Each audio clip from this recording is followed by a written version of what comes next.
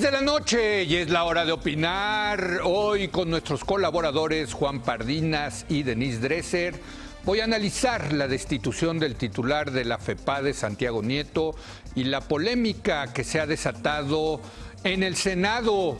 Luego voy a platicar con Julio Patán y Alejandro Rosa sobre su más reciente libro titulado México Bizarro, un anecdotario que recopila algunos de los eventos más inauditos de la historia mexicana.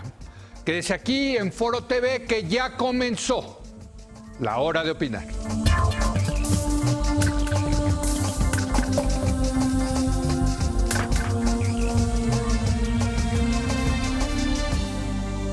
Muy buenas noches. Hoy vamos a comenzar con el tema que estamos debatiendo a lo largo de la semana y vaya que se ha puesto polémico. Es acerca de la remoción de Santiago Nieto como titular de la Fiscalía para Delitos Electorales y las peticiones en el Senado de la República para restituirlo. Para discutir este tema están hoy con nosotros en jueves, no en miércoles. Hoy vinieron porque ayer presentamos desde luego esta entrevista que tuvimos con el Premio Nobel de Economía Paul Krugman. Bueno, hoy vinieron en lugar de ayer Juan Pardinas y Denise Dresser. Denise, ¿cómo estás? Juan, hola. ¿Cómo Denise, estás? Leo. Muy buenas noches.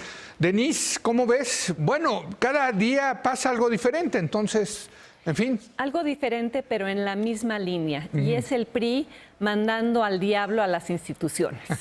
Es el PRI ya con una desvergüenza, una cara dura total, dispuesto a acribillar a las instituciones que hemos construido a lo largo, que el propio PRI construyó, como la Procuraduría, deslegitimándolas, obligándolas a tomar decisiones que son políticamente cuestionables, quizá inconstitucionales en el caso del despido de Santiago Nieto, y todo con el objetivo de mantener el pacto de impunidad. A mí me parece que el único error que hizo el fiscal contra delitos electorales, Santiago Nieto, fue fiscalizar. O sea, no lo y cogen además un pretexto legaloide diciendo que él reveló información sobre una investigación en curso, que es la investigación en curso sobre el expresidente Pemex, Emilio Lozoya, en el caso de haber recibido supuestamente sobornos de Odebrecht.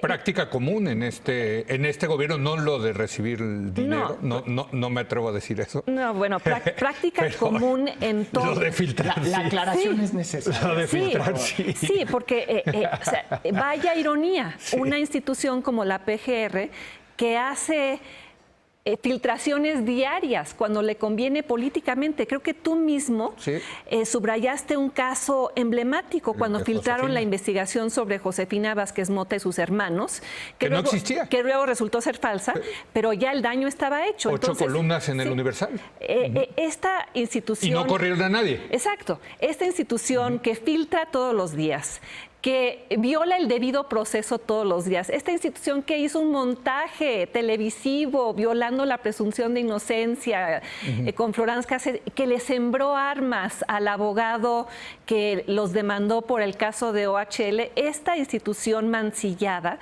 con un déficit de credibilidad brutal, ahora se erige como la protectora del debido proceso y de la limpieza absoluta de los juicios. Y además... Digo, qué bueno, ojalá sea así. Sí, pero, ojalá sea pero el problema... No hay elementos pero para escogieron suponer que es la fundación de una nueva etapa. Escogieron un momento raro, hay que decirlo, ¿no? Fundacional, exacto, ¿no? No, es un prurito selectivo. Sí. Son estándares elásticos, alegando que Santiago Nieto violó el código de conducta de la PGR, cuando Tomás Herón, que sembró evidencia en el caso de Ayotzinapa, simplemente saltó a otro puesto sin haber sido investigado. Por cierto, yo jamás. ya escuché la entrevista de Santiago Nieto al periodista del Reforma y nunca... También el Reforma se la voló, tengo que decirlo con todo. Yo sé que ustedes escriben ahí, pero creo que se la voló. Hizo una interpretación, digamos, laxa de lo que dijo Santiago Nieto. Sí, para dar la nota. Ni siquiera Santiago Nieto dijo eso, ¿no? Para dar la nota.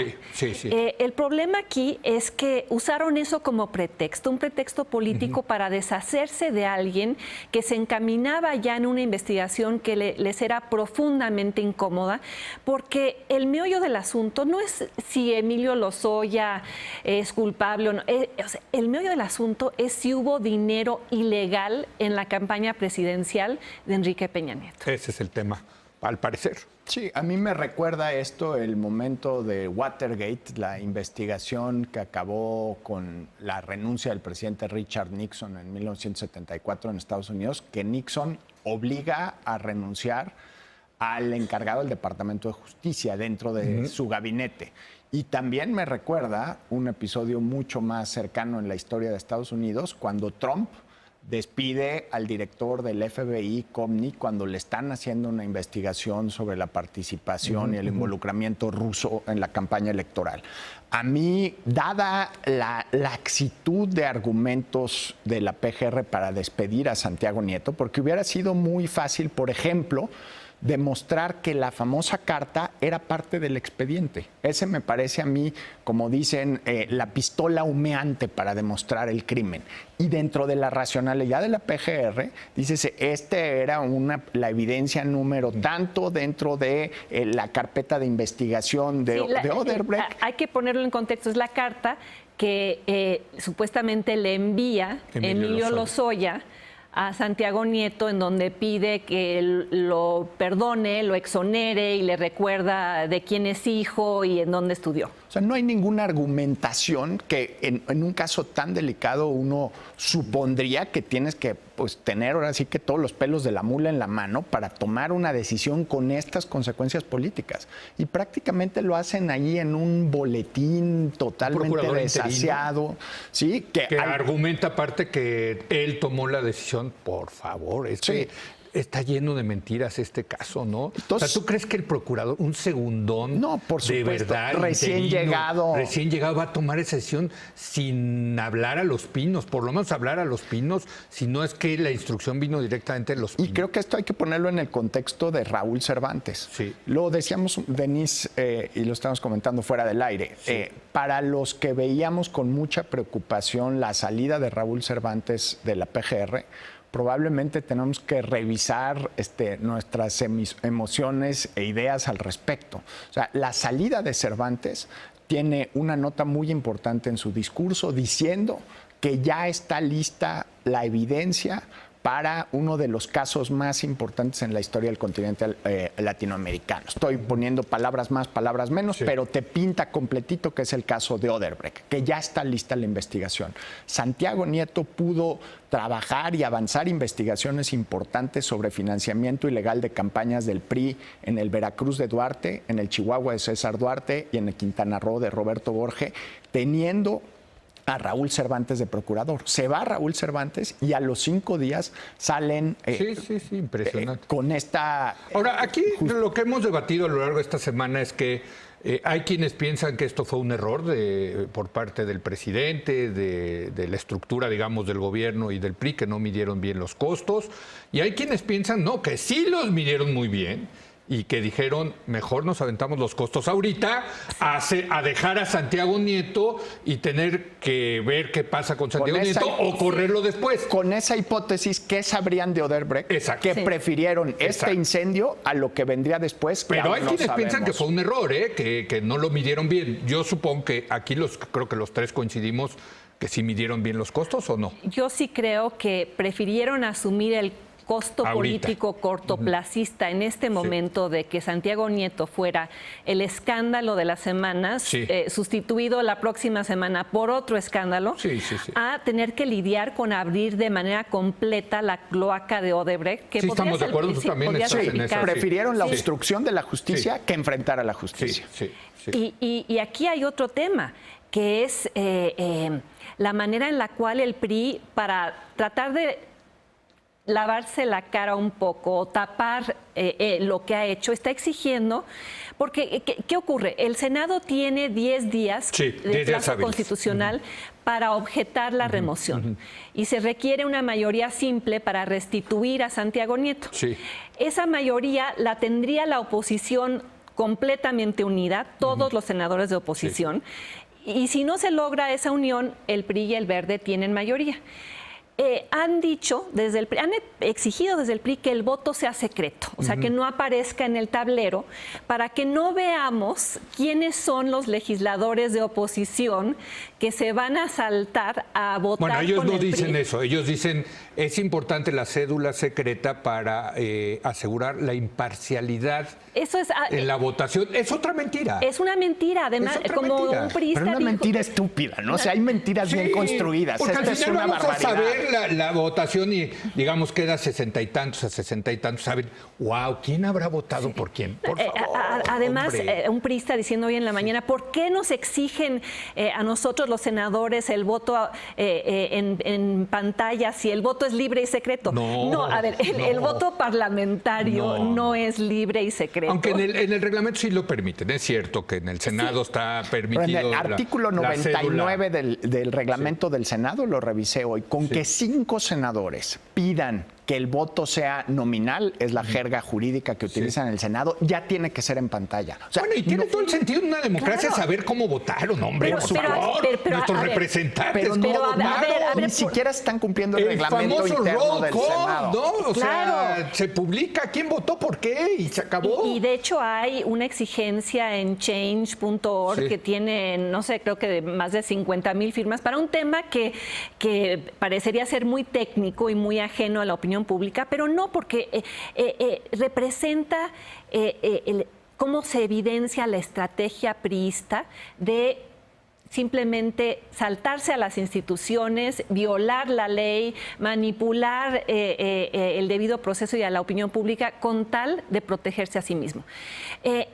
¿Por qué no quieren que el voto sea abierto? El PRI, yo creo que a sus senadores ya no les importa, pero quieren proteger Claro. a los rebeldes del PAN, a los senadores calderonistas que seguramente votarían con el PRI. Otros, vamos a ponerlo otro. O sea, yo no sé si ellos ya les han aventado tanto a estos senadores rebeldes. No, pues se que les yo no sé resbala. si ellos, oye, porque de repente podría haber ahí uno que otro del PT o de esos que se venden, ¿eh? O de los que nunca llegan al final O del de los día. que no se salen a Se hacer van al pipí, baño, sí, en el momento estratégicamente. adecuado, en fin, ¿no? O sea, vamos a decir, lo que no quiere el PRI ahorita tiene 62 votos, necesita 3 para tener mayoría. Lo que no quieren es revelar quiénes son esos 3. Así de sencillo, ¿no? Sí. No quieren revelar a mientras quienes eso compraron, no a quienes suceda, presionaron, a quienes claro, extorsionaron. No va a haber Totalmente. votación. Sí, Ya hay un escenario que nos vayamos a 10 días Sin votación. sin votación, sí. y ahí ya va a quedar en firme la destitución remoción. de Santiago Nieto. A mí esto me preocupa mucho también en el contexto del 2018. Bueno, y va a haber un procurador fiscal, un fiscal electoral, perdón, interino, Pues que va- va a poner el presidente. Probablemente va a quedar No una especie de ratificado por el Virgilio Senado. Andrade. No, pues no puede poner porque Claro. necesitarían 2/3 partes. Ahí sí, ¿no? Una especie de. A ver, tú lo De dijiste. Virgilio Andrade. Pero ese es el escenario ideal para el PRI, porque ya son de una desvergüenza total. Yo creo que sí están operando para que transcurra el plazo constitucional Sí. ante esta presión de la ciudadanía de que el voto sea abierto. Pero la oposición tiene una manera de decir, órale, vámonos al voto secreto, pero todos nuestros senadores van a enseñar cómo Sí, votar. eso es perfectamente viable. Eso es legal, Sí. entonces sí puede haber la votación, ¿no? O sea, también creo que la oposición puede jugar ahí sus fichas, ¿no? No, y ha tratado de jugarlas involucrando el presupuesto. Sí. No, nada más ver en una conferencia de prensa conjunta entre el PRD, el PAN y Manuel Bartlett, a mí se me hace que en la historia de este sexenio eso sí es inédito. Pero te que- voy a decir una cosa, esa foto cuando yo la vi dije, si el PRI gana con 30% del voto, con todas estas triquiñuelas, esa va a ser la coalición que va a cuestionar la elección del 2018, ¿eh? Por O sea, supuesto. se va a unir. Acá lo que potencialmente tenemos es la unión de Morena junto con el Frente PAN, PRD y Movimiento Ciudadano, que van a hacer la protesta en el 2018 si gana así el PRI. Se están ¿o no? sembrando las semillas de Claro, ingobernabilidad del país. Claro, totalmente, Y ¿no? de descrédito sobre la elección el Pues año sí, que viene. O sea, claro. justamente en sentido contrario lo que deberían hacer es proteger al árbitro, cuidar a las instituciones, darle certidumbre a los ciudadanos. Bueno, pero... Pero el árbitro a lo mejor está a punto de marcar un penalti, man. No, pero a Pues ver... Es que esa es la sospecha. Al de- PRI de ya no ese- le importa ganar el poder, le No. importa preservar la impunidad. A ver, en este caso, yo creo que al PRI ya no le importa el costo reputacional y va a hacer todo lo que tenga que hacer, violando todos los pactos, los acuerdos, la edificación institucional que se dio en el periodo de la transición, simplemente para ganar a la mala. Y haya sido como haya sido, para protegerse políticamente, porque ya tiene demasiados esqueletos en el closet. El de Odebrecht, el de OHL, el del Socavón, el de Ayotzinapa, el de la Casa Blanca. Pero déjame hacerle unas preguntas como politólogos. Si tú sabes que tienes la opción, o sea, opción 1 es jugar con las reglas, puedes perder y acabar en la cárcel. ¿No? ¿Sí? O sea, esa es una Están opción. haciendo algo perfectamente Jugada número racional. 2, yo juego, cambio las reglas, y gano y no me voy a la cárcel. Cuando un gobernante tiene frente a sí que va a terminar como Javier Duarte o como Borge, pues dicen, oye, pues haya sido como haya sido, yo no acabo en la cárcel, ¿no? Es racional lo que está haciendo el PRI. Sí, o como no? Lula da Silva o los expresidentes de Perú, que también está enfrentando riesgo de ganamos, cárcel. que haya manifestaciones, hagan lo que sea, pero yo no voy a acabar en la cárcel. Por eso la impunidad Eso es tú lo mucho dices. más importante que el poder. El poder se vuelve ya como un subproducto, como un escalón para garantizar la impunidad. Se vuelve un paraguas. La impunidad se vuelve un paraguas para quienes están en el poder y por eso necesitan quedarse ahí, por eso el fuero y todas sus secuelas. Sí. El problema, hay un texto clásico de Adam Przeworski en Transitions from Authoritarian Rule, donde Przeworski dice, la democracia solo se mantiene cuando hay un pacto del gobierno de no destruir a la oposición y de la oposición de no destruir al gobierno en una transición electoral. Sí. Ese pacto se está rompiendo porque el PRI está dispuesto a acabar con la democracia con tal de no enfrentar la cárcel. Bueno, y la oposición lo que está diciendo es, si nosotros ganamos, te vas a la cárcel. Exactamente. Es que cuando se suben así las apuestas, Juan, Denise, pues ya es otro juego. Sí, ya sí, estamos ese en es otro otro- juego. No es un juego de poder. Sí. Es un juego De supervivencia. de supervivencia política. Sí, no Así es. lo que está en juego es si vas a vivir años de tu vida en una celda o los Así vas es. a vivir en libertad. Ya no es si tu compadre se va a volver secretario de Comunicaciones y Transportes. O sea, ya hay mucho más en riesgo a Así nivel es. personal, a nivel patrimonial. Ahora, ¿se puede volver, ustedes para terminar ya, para ir concluyendo, se puede ir tejiendo un acuerdo entre gobierno y oposición para regresar, digamos, a niveles de civilidad donde no se prometan destruir ni los unos ni los otros? Yo no veo ningún gesto del gobierno que me indique que pueden ir por ese camino. Pero también de la oposición tendrá que ser, ¿no? O pero, sea, por ejemplo, bajo esta ¿cómo no? cita que Cosas hace... como la Denise. renuncia de Ruiz Esparza, o sea, Sí. ya poniéndolo Bueno, sí. o sea, no da ninguna muestra de que ellos digan nos equivocamos en esto. No, aquí tenemos el poder y el poder es para hacer lo que queramos. Y eso es lo que están haciendo. Entonces, mientras esté esa actitud del lado del presidente de la República, del lado del PRI, ¿cómo vas a construir puentes de acercamiento? Cuando quieres destruir a tus opositores utilizando Bueno, es que también de periódicos- parte del gobierno, yo lo he escuchado, no se puede negociar. Desde luego con López Obrador no hay manera de negociar.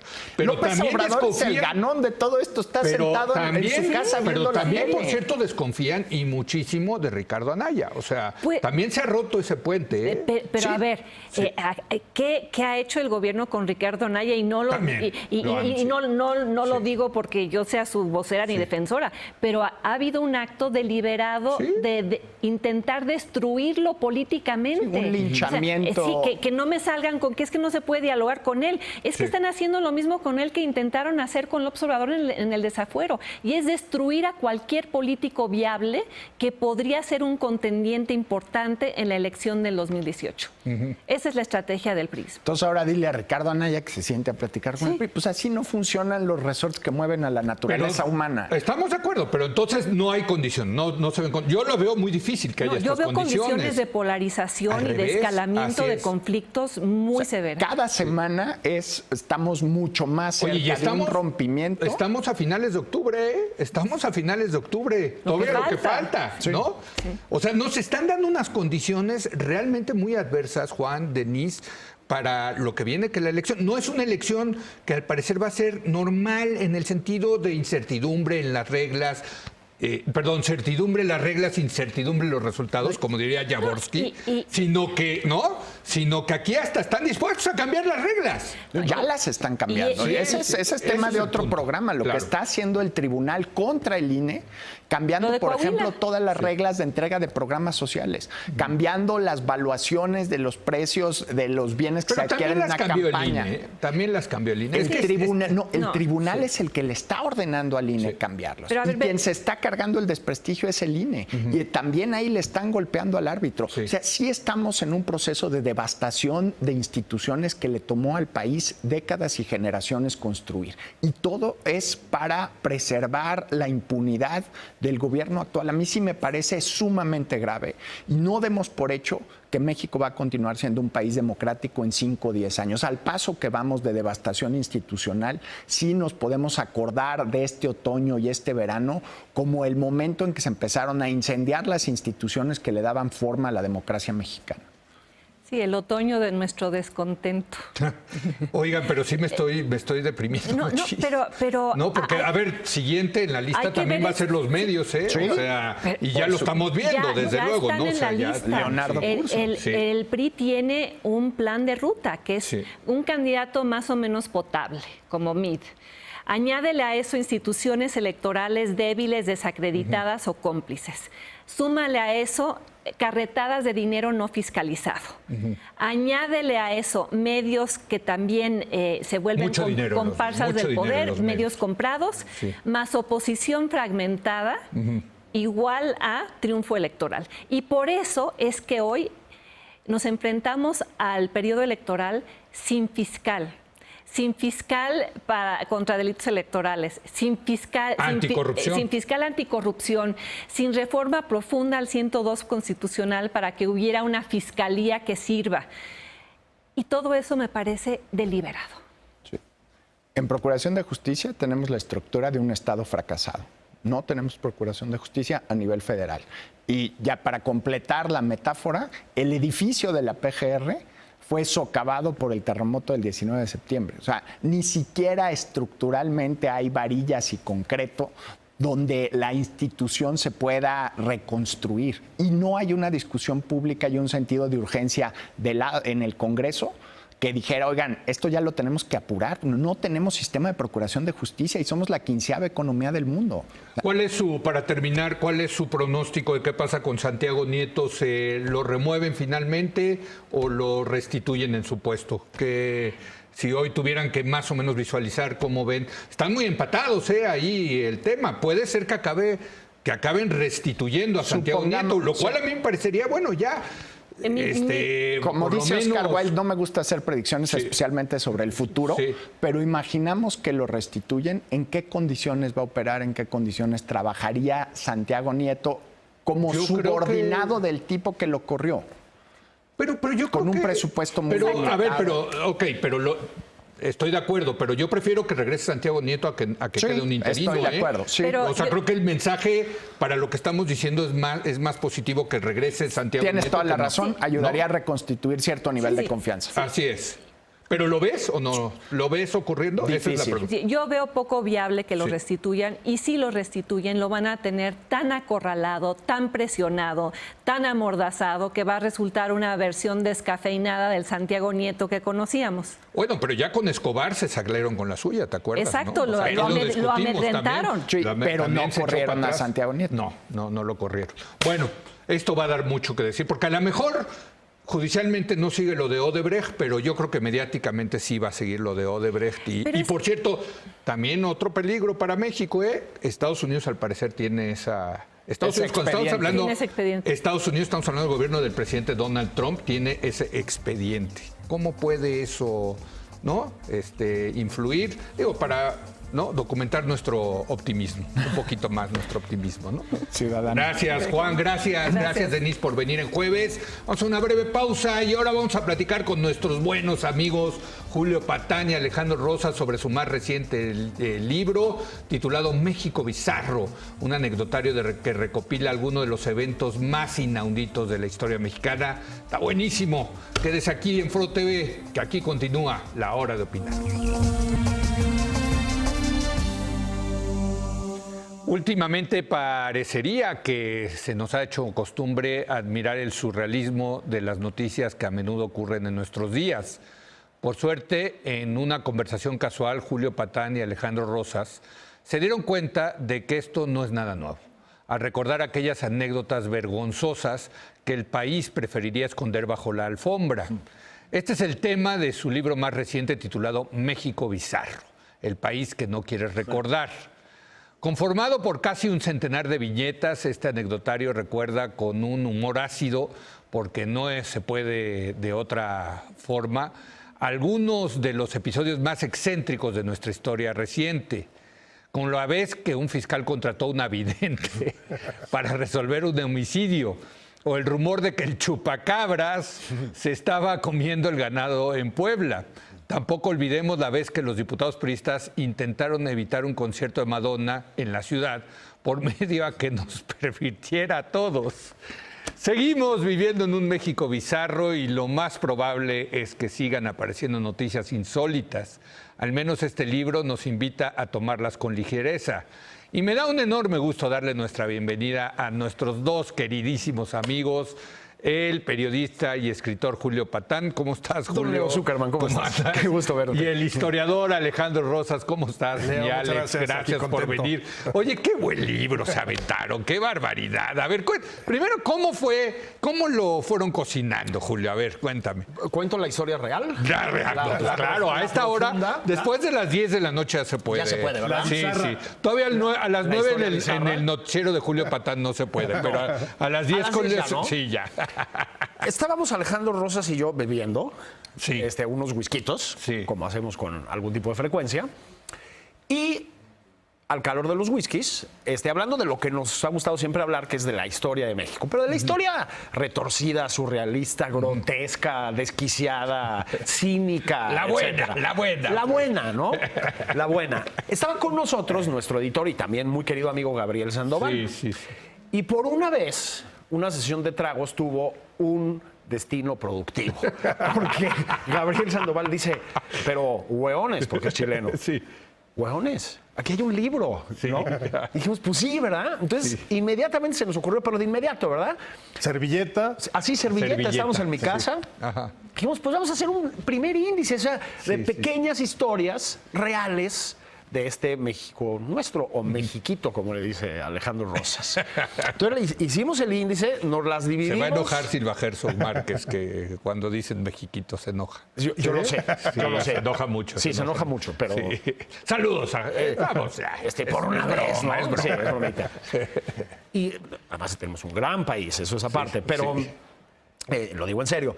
Pero bueno, hicimos un primer índice, digamos, nos dividimos así entre dos los textos y nos pusimos a escribirlos. Y la idea es que sean estampas, es decir, son viñetas, ¿no? No es un libro que tengas que leer de tapa a tapa, no es un tratado, digamos. Es un libro que concebimos así, ¿no? O sea, lo sacas del libro y dices, ay, mira, tengo unos minutitos, me echo una de las historias. Sí, Pero sí, puedes empezar por cualquier lado, además no tiene un Al orden baño suena cronológico. bien, ¿eh? Absolutamente. Para el baño, Pero mira, te echas una historita en el baño. por la naturaleza Exacto, ¿no? bizarra del O libro, dos, según por la naturaleza, lo exacto. puedes, pero en, sin todavía- en esos momentos bizarros que todos tenemos, Que todos en el tenemos. día, queda bien. Bueno, ¿no? una de las grandes capturas de un delincuente de manera bizarra es el tigre de Santa Julia. claro, sí. ¿verdad? es Lo real, agarraron ahí como el tigre de Santa Totalmente, Julia. totalmente, exactamente. Bueno, el dicho, que tengas un dicho que me agarraron como al tigre de Santa Julia, ¿qué más puedes esperar? Y entonces, además la idea era hacerlas breve, a manera como de crónica periodística, aunque no son crónicas para periódico. Podría verlas después, pero en este caso estaban pensadas así cortas, porque también cada una de estas anécdotas, por llamarlas de ese modo, bizarras, más largas, entonces empiezas a llenarlas de paja. Sí. Y más cortas te quedas con algunos datos fuera. Entonces creo que más o menos aquí son 5,000, 6,000 caracteres, son 3, 4 páginas por historia. Ok. Creo que es suficiente para contar bien una anécdota bizarra. Oye, ¿y qué tan atrás se fueron, Alejandro, en la historia? Bueno, tenemos A ver. la primera historia bizarra que tenemos es desde la época de los tlatoanis, cuando me parece que es Aguizotl, que pide que le echen más agua del señorío de Coyoacán, porque quiere más agua para los jardines de Tenochtitlan. Sí. El señor de Coyoacán le dice, oiga, señor Tlatoani, pues fíjese que no, porque se va a inundar su ciudad, no le conviene. Pues, como buen Tlatoani lo manda a ejecutar y entonces pide al siguiente que le echen agua y sucede lo que había anticipado el anterior. Se inunda Tenochtitlan y él, tratando de salir del palacio, se pega en la cabeza y se muere. Desde ahí empezamos. Porque eso también era... Sí, la idea era que no tuviéramos... Porque podríamos agarrar nada más este sexenio. O los últimos, o del 2000 para acá. Pero la idea es que viéramos que hay muchos elementos e historias bizarras en la historia. La diferencia es que las últimas, digamos de 1970 para acá, sí. El problema es que las políticas han impactado tanto que por eso tenemos este país extraño. Este país que parece Ahora, surrealista. todos los países tienen sus historias bizarras, Yo creo que sí. ¿no? Le decía yo a Alejandro el otro día que estábamos presentando el libro en el Zócalo, bueno, comentábamos, ¿no? Solamente con Donald Trump, digamos, puedes hacer un libro que se llama Estados Unidos Bizarro de 700 El páginas. factor naranja. Quiere decir, es decir, el exacto, la gente naranja. Es decir, ¿no? O sea, solo con eso, piensa en la Italia de Berlusconi. Sí, no, bueno. En Putin, sí, ¿no? sí, con sí. osos muertos y ya sabes, ¿no? Y enseñando el torso desnudo mientras nada en lagos helados. O piensa en Corea del Norte. Es decir, piensa en la Nicaragua de Daniel Ortega, nada más. Maduro. Bueno, Maduro, ¿no? Maduro. O el periodo Chávez Maduro. O sea, pues otro tratado como la Biblia, La más o menos. Kirchner, la Kirchner también tiene Claro. sus... No, sí. Entonces, desde luego, ¿no? Lo que pasa es que creo que esto es una hipótesis y seguramente Jesús Silva Herzog me va a liquidar si nos está escuchando. Saludos a Chucho. Sí, le mandamos un abrazo. Es más, que venga a debatir aquí. Pero eso, ¿no? Pero yo creo que, lo hemos hablado Alejandro y yo, creo que, el bizarro, ya en la categoría de bizarro político, digamos, o sea, de ejercicio del poder, es sobre todo propio de las sociedades autoritarias, ¿estamos de acuerdo? Es decir, más propensas, ¿sabes? mucho más propensas. Hay más ¿no? recato en las democracias. Claro, ¿no? Y Quizá no tanto en la mexicana, pero eso ya lo Y veremos. es que exacto, voy para allá. Yo creo que el sistema político mexicano de la revolución en adelante, digamos, yo creo que ahora es una democracia, sin duda, es decir, una democracia defectuosa, si la quieres llamar así, pero es una democracia, ¿no? Y ya desde hace muchos años. Pero yo creo que por muchos años fue una especie de mestizaje entre la democracia y el autoritarismo, digamos, porque nunca fue una dictadura abierta la mexicana. No nunca fue una dictadura como las que sí tuvieron. Era un en- régimen simulado. Sí, ¿no? Era un una régimen democracia autoritario. con todos los elementos de una democracia, pero simulada. Sí. Exactamente. Y yo creo que eso le dio, ahora estamos hablando nada más del bizarro político, digamos, del bizarro del poder, le dio rasgos peculiares. Es decir, Bueno, el destape. claro, exactamente. El destape es una cosa muy mexicana. Es muy mexicana. Y por cierto, el dedazo junto con el destape, pues lo estamos viendo ahora, ¿no? O sea, vean cómo fue el destape de Claudia Sheinbaum, candidata de Morena. Pues es un acto bizarro, ¿no? O sea, Absolutamente. De López Obrador, que si la encuesta, que no Pero la simulando encuesta, en fin. encuestas que además López Obrador siempre se ha dedicado a descalificar. Es decir, es todo como muy demencial, Sí, ¿no? es la simulación, ¿no? Es la simulación. Entonces, creo que eso hizo un bizarro especial en México, digamos. Sí. Es decir, o sea, tú ves el bizarro de Kim Jong-un y pues es abierto. Es decir, y si su papá, que también fue un dictador, evidentemente, ¿no? Quería Y su producir, abuelo. y su abuelo, pues si su papá quería producir un musical en Corea del Norte, lo producía. Es decir, el jefe de Estado y de gobierno, digamos, se ponía a hacer musicales, ¿no? Sí, claro. Bueno, o sea, Leónidas Trujillo en República Dominicana, Fidel Castro en Cuba, o sea, está lleno de aberraciones de este tipo. Creo que en México esta necesidad de negociar con las formas, digamos, hizo un bizarro más excéntrico, o sea, menos típico, ¿no? Pero además, totalmente desparpajado y cínico, porque yo creo que muchas de las cosas bizarras que suceden son, como diría el Chavo del Ocho, sin querer queriendo. Es decir, realmente no te explicas cómo puede de pronto el Congreso decir en el 2002, ¿por qué no traemos a comparecer a Javier Aguirre? Porque como nos ganó Estados Unidos en el Mundial Corea-Japón, o sea, en la cabeza ¿Al de entrenador? quién. Y es tan cínico o les parece tan normal que no caen, no incurren en que es una cosa totalmente bizarra. Esa historia sí está. Sí. Pero yo creo que lo importante es, ¿por qué tenemos una política y una generación de políticos tan bizarra? Porque no hay consecuencias. Y creo que el México bizarro en la política tiene La que ver impunidad. con la impunidad, la corrupción, el autoritarismo y la simulación. Así es. Entonces pueden venir por ti para irte a llevar a jugar golf en el campo Marte en un helicóptero. Increíble. Y nadie. Increíble. ¿Por qué lo hago? Porque puedo. Sí. Y te voy a dar el Oye, argumento pero que quieras. aparte interrumpen el campeonato mundial del mundo mundial. Exactamente. ¿Por qué lo de hacen? arquería, era arquería, ¿no? Sí, era sí, arquería, de tiro con arco. del tiro con arco. Pues porque van a mandar a un senador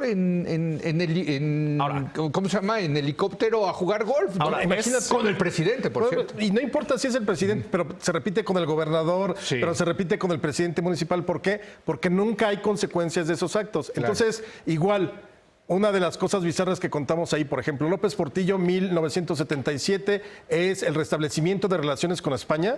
Sí. ¿Y a quién se le ocurre mandar de primer embajador a Díaz Ordaz? Díaz Ordaz regresa a los 15 Que días no se diciendo... distinguía por su diplomacia, Bueno, además, ¿no? y regresa diciendo, y ni del rey me despedí. Sí. Agarró, tomó su coche, lo llevaron al aeropuerto y se regresó. Y se regresó, creo que 2 semanas. Cuando estuvo al en mismo cargo. tiempo estás mandando, como López Portillo, a Echeverría a las islas Fiji de embajador. Sí, sí, O sea, impresionante, sí. ¿por qué lo haces? Porque lo podían hacer. Así es. Y porque lo siguen pudiendo hacer y nadie les dice nada. Bueno, ahora hay que decir varias cosas. Primero que es transpartidario, ¿eh? Porque digo, de la misma manera podemos hablar de Juanito, o ya hablaste de Claudia Sheinbaum. Sí. Es decir, Oye, muévete. Juanito, qué bárbaro. Bueno, Juanito, que a propósito, ¿sabes qué? La última, que hasta donde yo sé, comparecencia pública de Juanito, ¿sabes dónde fue? En los 15 años de Rubí fue. Fue. Juanito. Oye, yo me lo encontré del Mundial, la gente, íbamos en un partido de México, y la gente lo reconocía y le echaba porras, y Juanito claro. se ponía como loco. Claro. ¡Qué personaje, cabrón! Bueno, es Traía decir- su banda que decía Juanito acá, ¿no? Bueno, digamos, fue, no protagonista, pero actor de películas de ficheras. Sí. Es decir, tiene 2 o 3 participaciones por ahí. Fue ambulante, ¿no? Ahora es priista. Ahora es priista. Sí, ya no quiere a López, ¿no? Ya se peleó con Andrés Sí, Manuel. y fue delegado de Iztapalapa. Y fue delegado de Iztapalapa. Y dijo, sí, va, me presto. Y luego dijo, no, pues mejor si me quedo en el cargo. Pero aparte Y se luego- enteró, según entiendo yo, y ustedes le hicieron esa historia. Sí. Creo que se enteró él en el templete, ¿no? Por una ocurrencia de López Sí, Obrador, sí, ¿no? sí, O sea, sí, ni sí, siquiera sí. sabía que iba, Ah, sí. ¿no? O sea, López Obrador dijo, bueno, pues vamos a lanzar a este. No, porque no le permitían lanzar a Brugada, ¿no? Bueno, y de ahí las Juanitas. O sea, o sea, increíble. Son cosas que realmente suceden en el Congreso o en la política o la PGR. La PGR, ahorita que mencionabas al principio de la PACA, Sí. era la primera vez que la PGR tenía en la cabeza a alguien que no era del PRI, que era Antonio Lozano Gracia. Totalmente. Y terminan aceptando a una Sí, vidente. es increíble. Pero fue Chapa Besanilla, ¿no? Sí, claro, Sí. pero al final, pues alguien tiene que autorizar a Chapa Besanilla. Oiga, jefe, pues ¿cómo ve? Yo creo que una vidente nos ayudaría más que la Increíble. medicina forense. Y aparece un cuerpo, bueno, unos restos óseos, y eran de su suegro. Es decir, ¿De la todo- Paca? De la Paca, claro. Eso es el final de la historia. Esa sí no me sabía que eran los... Ahora, Ya lo no recordaba. solo hay un bizarro político, es decir, hay un bizarro de los espectáculos, hay un bizarro del deporte, hay un también bizarro los incluyeron. de Sí, todo. mira, por ejemplo, Fuimos a a, ver. todo. Hay A una ver. que a mí me parece buenísima. 1986 vamos a encontrar la mascota para el Mundial.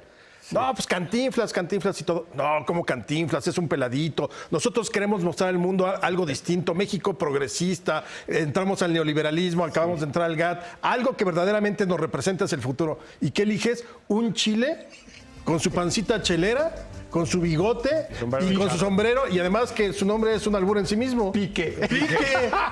Es que era por los piques futboleros. Era. Entonces, Buenísima, la verdad. hay un bizarro de... O el que a mí... Espérame. Sí. Yo tengo que hacer una pausa. Por favor. Se está muriendo de la risa nuestro productor Iván, pero Ahorita dice, volvemos pero con una de regresamos. Está buenísima esta charla con Julio Patán y Alejandro Rosas, su más reciente libro. Oiga, cómprelo. Pues, para esos momentos Pues sí, ¿no? bizarros, México bizarro. Regresamos en un momento más. Bueno, qué bárbaro. Yo me estoy divirtiendo mucho con Julio Patán y con mi Alex Rosas. Qué barbaridad, qué cosa con su nuevo libro. Nos la pasamos México bien, nos la pasamos bien bizarro. haciéndolo. A ver, historias bizarras. A ver, los ibas a Bueno, decir. le voy a dejar Maximino Ávila Camacho a Alejandro Rosas, porque a mí siempre me gusta recordar, es ni modo, uno es futbolero, el Argentina 78 México-Alemania. Vamos a hacer un poco de contexto, ¿no? La de los porteros, vas a ver. Claro, Es o sea, buenísima. Claro, porque, a ver, México llega a Argentina 78. Además, a mí me rompieron el corazón. Yo era un niño, ¿no? Todos. ¿Te acuerdas en Proceso? Había salido la portada, decía Roca. Claro. ¿No? Roca Era José Antonio Roca, José sí. Antonio Roca, el entrenador, decía, le ganamos a Polonia y a Túnez y empatamos con Alemania. Exacto, así modestamente. El Resultado. Así nos fuimos a Alemania. Y salimos de ahí con 3-1 derrotados ante Polonia, 3-1 derrotados ante Túnez y 6-0 ante Alemania. O sea, 2 goles a favor, 2 en contra. Pero en el partido con Alemania, al medio tiempo, así se cuenta, el portero, que era Pilar Reyes, de los Tigres, a propósito, buen arquero. Bueno. Era muy bueno. Se lesiona, ¿no? Otros dicen que está lesionado. Yo creo que hay que creer en su palabra, ¿no? Entonces, y se queda en el vestidor. Sí, ya no sale. ¿No? Segundo. Ya no sale. Y entonces entra Pedro Soto, si recuerdo bien, a sustituirlo, ¿no? Sí. Para el segundo tiempo. Entonces termina el partido. Estamos hablando de una época sin celulares, sin televisión, nada, ¿no? Y entra Pedro Soto y Pilar Reyes le dice, ¿qué pasó? ¿Cómo nos fue? Y dice, muy bien, empatamos. ¿Cómo? Y dice, sí, a ti te metieron 3 y a mí 3. Contesta Pedro Soto, ¿no? Bueno, es bizarro mexicano, ¿no? Sí. Y el otro es la de Maximino. A ver, Maximino. Cuéntala porque esa te sale maravillosa. Que a propósito, a ver si alguien nos ayuda a rastrearla. Ahorita te van a tocar a ti. ahorita yo tengo dos muy buenas. Venga. Pero hay un momento en el que me gustaría que nos ayudara a la gente de veras a rastrear esta anécdota, porque igual nos estamos equivocando, lo aclaramos en el libro, pero hasta donde yo sé, Maximino, pues ya sabes, gobernador en Puebla. Maximino Ávila Camacho, hermano del presidente presidente. Ávila Camacho. Y básicamente era el mandamás en Puebla. Sí. De hecho, fue con quien se formó políticamente Díaz Ordaz, por ejemplo. Era el gran cacique poblano. Sí. Fue gobernador, además, pero incluso cuando yo no era gobernador, pues seguía siendo gobernador, ¿no? Que ese es mucho el personaje que está retratado en la novela Arráncame la vida de, Exacto, de la gran queridísima Ángeles Mastretta. Ángeles Mastretta, así es. Exacto. Entonces, Maximino le hace algún tipo de favor a alguien, un empresario, me parece, y el empresario llega con él y dice, don Maximino, dice, permítame recompensarle por su generosidad, su gentileza. Le dice, yo sé que a usted le gustan los coches. Le dice, me permití traerle este Rolls Royce. Entonces hay un Rolls Royce negro, ¿no? Sí. Y Maximino le dice, no, de ninguna manera. No. Si yo soy un funcionario público, soy un servidor, yo no puedo aceptar un regalo de esa naturaleza. Bueno, no quise ofenderle. Dice, no, miren, hagamos esto. ¿Qué le parece que se lo compro en una cantidad simbólica? Excelente. Por ejemplo, ¿1 peso le parece bien? Entonces el otro le dice, excelente, don Maximino. Entonces Maximino hace así, saca 2 pesos. Le dice, aquí tiene, me voy a llevar el negro y uno blanco. Dime, eso es, es gran historia, ¿no? La pregunta es si el seguro se lo mandó el blanco. Ay, seguro. O sea, Seguro. seguro. El business era de mucha lana. De mucha lana. Y si no, más vale que le mandara el Además, blanco. claro. No, o sea, porque era tremendo, ¿no? Está bueno. Maximino era tremendo. El negro y el blanco. Otra de A esa ver, época. Venga. Miguel Alemán es secretario de Gobernación en el régimen de Manuel Ávila Camacho. Estamos hablando más o menos de 1942. México ya está en la Segunda Guerra Mundial. Y entonces el secretario de Gobernación, Miguel Alemán, que es el encargado de la seguridad interna del país, tiene una amante alemana, que es Hilde Kruger. Claro, yo leí el libro, por cierto. Hay una biografía de Hilde Kruger. Bueno, no me acuerdo quién la escribió. Sí, yo tampoco. Y el de los pero nazis buena. en México también, Sí, ahí sí. lo cuenta. Sí. Y entonces... Es el mismo, ¿no? Es el la mismo única autor. alemana que se pasea por todo el país mientras italianos, japoneses y alemanes están confinados en Perote. Él, el secretario de Gobernación, además, Hilde sabíamos, había sido amante de Goebbels, Sí. había sido... Porque era actriz. Era una actriz, sí, claro. Pero ahí cuenta muy bien Julio. Imagínate los celos de la esposa de Goebbels. Sí. Que era alguien capaz de haber asesinado a sus hijos después de que se suicida Hitler, ¿no? Sí. Entonces, La corrieron. Goebbels la manda A México. primero a Estados Unidos Sí. y ahí se hace amante de Getty, del Así empresario. es, tienes razón. Y luego ya con todas sus cartas credenciales de soy espía, llega a México y se hace espía durante 2 o 3, amante de Miguel Alemán, el secretario de Gobernación. Sí. E incluso él, están los documentos donde él firma para que pueda comprar casa, donde le firma el salvoconducto de sí, puede ir por todos lados. Y se la pasa de perlas, la alemana, espía, que todo el mundo le dice, es espía. Y Es ya que está. Alemán quería a su alemana. Claro. Ese es nuestro México bizarro. A ver, unas más recientes, de las de 2000 para acá.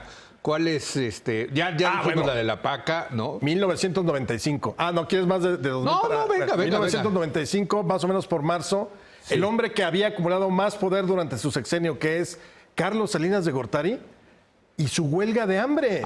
Sí, en Increíble, Monterrey. que porque Sí. lo estaban acusando de que él era el responsable del error de diciembre y quería además limpiar el honor de su familia y quería ponerse en huelga para demostrar que no había obstaculizado la justicia contra su hermano.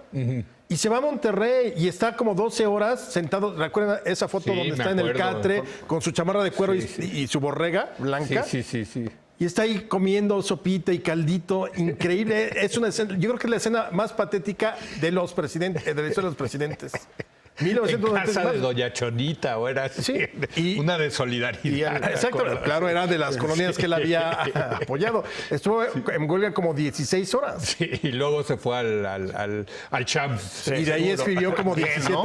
y escribió 17 volúmenes para seguir insistiendo en que él no tenía la culpa de la crisis del 94. Sí, lo sigue diciendo, Lo por sigue. cierto. Come si te vas, no olvidemos el come si te vas. De nuestro queridísimo presidente Vicente Fox de con nuestro Fidel Castro, ¿no? Jorge Castañeda, que dice que nunca le dijo come si te vas, pero Es posible que no, sí, pero que digamos... esa fue la cabeza que puso muy bien Carlos Marín. exactamente, Sí, así. que vaya que Sí. le sabe al tema, ¿no? Sí. Bueno, tuvieron esa conversación telefónica, que además es una conversación filtraron, claro. terrible, porque, pues claro, ¿no? Ahí lo que nuestro presidente no calculó es que Fidel Castro grababa todo. Todo. Es decir, No, todo. todo. Eso es sabido, ¿no? Además es un procedimiento muy de los servicios de inteligencia de los países del este, ¿no? Sí. De la KGB y de la Stasi alemana. Es decir, eso lo aprendieron de ahí los cubanos. Entonces, o sea, tú te metes a un hotel con unas chicas y es altamente probable que te estén filmando, ¿me Claro, explico? claro. Y las llamadas telefónicas se registran. Sí. La diferencia fue que esa vez Fidel Castro filtró la llamada telefónica. No, y se ¿no? llevó a los periodistas, ¿te acuerdas? Mexicanos a La Habana a enseñarles la... No, fue... Escalofriante, ¿no? Escalofriante, así es. ¿Está la de Peña en la FIL? No, ¿La fíjate que metieron? no. Fíjate que no hemos mira. llegado tan cerca. ¿No? ¿A dónde se paran? ¿A dónde Mira, llegan? todavía hablamos del bicentenario y el coloso que era Jeremías Springfield o Benjamín Argumedo o Valverde, ¿no? Que Exactamente. caminó ahí por el Zócalo. Viene todavía esa de este régimen. Lo que no quisimos es como aprovechar el momento de que fuera coyuntural. Pero la idea sí es un volumen 2. Es decir, ya tenemos muchas, ¿ya? ya vamos haciendo el índice, porque hay muchas cosas de estos últimos años, por ejemplo, Y de las previas, ¿no? el Chapo y Kate debe de entrar a fuerza. el Chapo y Esa es Kate, una historia sí, que debe de entrar totalmente. completamente. Todo en esa Sí. historia está mal, ¿me explico? Por O cierto, sea, ya vieron que hay un documental, ¿no? sí, yo ya lo vi. Sí, ya lo viste. Ya Yo lo no vi. lo he visto, fíjate. Sí, pues mira, es un documental Bizarro. Es bizarro porque, o sea, a ver, yo creo que tiene un valor, si quieres, testimonial, que es escuchar la versión de Kate del Castillo. Eso es todo lo que hay en ese documental. O sea, no tiene ningún otro tipo de valor. Es decir, tiene un discurso, a mí la verdad me parece súper simplón sobre el supuesto acoso del poder del Estado mexicano contra ella, que me parece francamente un disparate. Sí. Tiene una colección de testimonios pues, de John Ackerman y de San Juana Martínez y eso, pues que, en fin, ¿qué te puedo decir? ¿No? Así como... Oye, pero es que eso me lleva, y para terminar ya la discusión de su libro, detrás del México bizarro hay personajes muy bizarros. Bueno, Es que- por ejemplo, aquí nos sí. metemos a desarrollados Fidel Velázquez, Gonzalo N. Santos, El Fernando. pelón tenebroso, le decían, sí. Exactamente, Gutiérrez Barrios. Don Fernando. Hablamos de Jan González, Gengis Hank, como le llamaban a la hora en que construye los ejes viales. Sí. El Negro Durazo. El negro Durazo. Sí, no. Hombre, el negro Durazo. El Partenón. El Partenón. Claro, y de hecho por eso el libro tiene, digamos, el 60% son historias de política, porque creemos que esas son las que nos ayudan quizá a reflexionar dentro de la risa y dentro del entretenimiento y del humor negro, a reflexionar que eso es lo que no queremos. Pero hay de espectáculos como cuando Sara García se saca toda la dentadura para hacer la abuelita de México. Hay de libros. y Bueno, de no se la saca, se quitó los dientes claro, para... Se arranca así. Sí, se Qué arrancó. brutal, sí. ¿no? Y se rompe la rodilla. Se manda a romper la rodilla para coger. Vienen, por ejemplo, los casos de cuando lo de Aura, con Abascal, Claro, y de claro. censura como cuando a Orfila lo corren del fondo por haber publicado Los hijos de Sánchez, o Alemán, que primero critica acremente a Luis Buñuel por Los olvidados y luego se sube una vez que gana en Cannes, no, pues venga Alemán. Historias de cuando Camacho Solís dijo que por ejemplo, los autobuses de la Ruta 100 contaminaban más que los Fórmula 1. Menos. No, más. No, perdón, es Menos, cierto. sí. Que los Fórmula 1 contaminaban más exactamente. que los autobuses de la Ruta 100 y estuvo a punto de suspender el último Gran Premio, el del 92. Por eso. Por eso. Porque contaminaba. Entonces al año siguiente Bernie Ecclestone y los demás dijeron, ya no regresamos a México porque no vamos a ser rehenes aquí de la Ruta le 100. quitó vueltas. O sea, su solución fue hacer menos vueltas para que no contaminaran tanto. Es de 69 a 62. A 62. Esa fue su gran solución de Camacho para responder contra la Ahora, contingencia. esto sería y es muy chistoso, pero luego estas cosas chistosas, la verdad, derivan en verdaderas tragedias, ¿no? Eso es lo que O sea, comentábamos. también hay que decirlo, ¿no? O sea, Claro, lo que comentábamos Alejandro y yo es que a final de cuentas, digamos, es el lugar común de que la historia ocurre una primera vez como tragedia y una segunda vez como, bueno, como no es así, pero lo que sí hacemos Alejandro y yo es, en el fondo, revisitar una serie de tragedias, porque eso es lo que son, desde el humor, porque es un libro que tiene ese tono, pero son tragedias, es decir, la corrupción de Maximino y que una señora se arranque los dientes, por mucho que sea una decisión individual, o la aberración de Juanito, o la mataviejitas, O es decir, las fiscalías especializadas. En el 2000 todavía la última conclusión del caso Colosio fue que el asesino fue solitario. E incluso Aburto pidió que se reabriera el caso. O aquel suicidio supuestamente por la espalda de Polo Uscanga. sí. O lo de la niña Polet. la de Polet. Viene también ahí. O que la de Polet sí, es de Peña Nieto. esa. ¿eh? Y también traemos del 12, pues, la de Candelife. O sea, increíble, en un debate presidencial. No era el debate para elegir al jefe de grupo. Me está diciendo aquí por Chicharito, nuestro productor, que ya nos tenemos que ir, pero que es inolvidable la decán de Y el pase del que le da debate. Cuadri. Lo fue. No, sí, el pase. Sí, no, bueno, y todos viendo así a la decán, ¿no? Sí. Ya nos tenemos que ir. Querido Leo, muchas gracias por la invitación. Oigan, qué buen libro Gracias. se aventaron, cabrón. O sea, me quiero imaginar que se divirtieron como enanos. Mucho, muchísimo, muchísimo, la verdad sí. México Bizarro de Julio Patán y Alejandro Rosas, nuestros queridísimos amigos. Te agradezco mucho por haber venido. Gracias. Alejandro, tú también. Muchas gracias, querido Leo. Ahí te- Julio, gracias a usted por habernos acompañado. Yo lo espero mañana en punto de las 10 de la noche cuando otra vez sea la hora de opinar. Mañana es viernes, nuestra edición de fin de semana. Vamos a platicar con el extraordinario y simpático actor y director de doblaje Héctor Lee Vargas acerca de sus 3 películas favoritas. No se lo pierda. Aquí nos vemos.